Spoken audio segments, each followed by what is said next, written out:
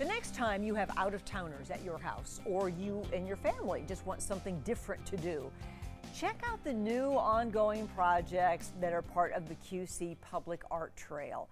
It's a project of Visit Quad Cities, and Charlotte Morrison is here with the scoop because there's a lot of art to be seen, and you don't have to go to a gallery or a place like that because art is beautiful everywhere. And it's accessible. Accessible. That's the magic word, Yep. isn't it? Mm-hmm. Yeah, because we were just talking about stuffiness with art, because there's still that feeling sometimes that it is. But if you meet the artists, they aren't stuffy. They're a blast. You are so right. Right. Artists are some of the most fun people. I mean, they're just because they're just different. Yep. Yes, in all the good ways. All right, public art. What are some of the things? Okay, so QC Public Art Trail is actually accessible from your mobile device. You go to qcarttrail.com and you register for free, and then you'll get access to the entire list of public art. There's temporary sculptures, permanent sculptures, even galleries you can go buy art, and also murals. We have lots of murals in the area. So you register, and it will show you where all those are located. And the cool thing is you check in on your phone when you're there, and it registers, and you're entered in a drawing. If you go to 15 or more locations for a drawing for a $500 Visa gift card. You could get a $500 just for looking at this beautiful stuff, which you'd want to see anyway, for heaven's sakes.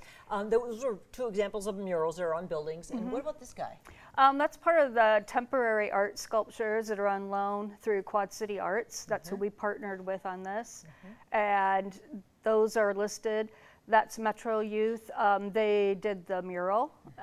There's a lot of different murals. And Surratt. Yeah, Surratt. Sunday afternoon on La Grangette, and that's a replica of that very famous painting. That's really neat. That mural also was just done about a year ago. I love that one. Oh my goodness, isn't that incredible? So you can, how many different, these are going to change throughout the months, right, Charlotte? Everything on the art trail is permanent. Set for now. Okay. And then there's temporary sculptures that are only here for a year, and then those will be replaced by Quad City Arts probably around May.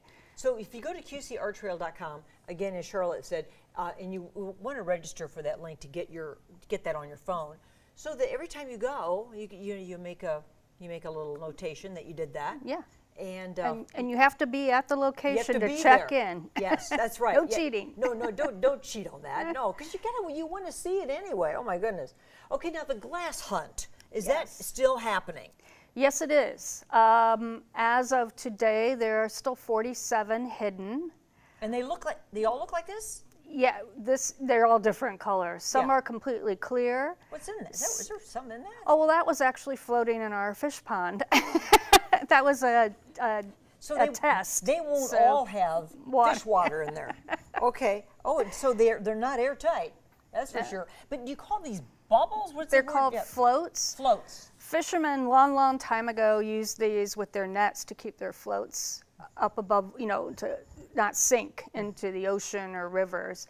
And that is the premise of taking these floats and creating them and hiding them throughout the Quad Cities. How many have been found so far? Well, there's 47 left. There were 250 made, and they were made not only by hot glass artists, but veterans and students. Hot glass, they use such a beautiful job in the Quad Cities, and you're right about the students and veterans making them. There are 47 left, and so they must be tricky because a whole bunch of them have been found, but the fact that there are 47 left, who knows where they are? The clear ones are really hard to find. Oh, I'll bet, of course. And so then when you find one, what do you do, Charlotte? So each of the floats has a scannable QR code. Okay. And this one does not because it's not a legitimate one. But it'll be on the bottom and kind of look like that. It'll be somewhere on it. And there's also engraved number on it. It will say like 5/250. And you scan that, it will take you to the website. You enter your name, where you live, not too much personal stuff, and you enter the number and the park where you found it. And your number on the float corresponds to the specific park it was hidden in. If they're only in parks? Yes. Public parks? Yep. Both sides of the river? Yes. Okay. And there's a whole list of them on the website. See, isn't that cool? So all of this is going on in the Quad Cities. I tell you what, we got it going on. It's very exciting. QCGlasshound.com, there's a site for that. And we also already showed you the public art trail as well. And I think you guys are getting really clever, and that's very special. It's fun. Yeah, I bet it is. It's a lot of fun. Thanks, Cheryl. Good job. Thank you.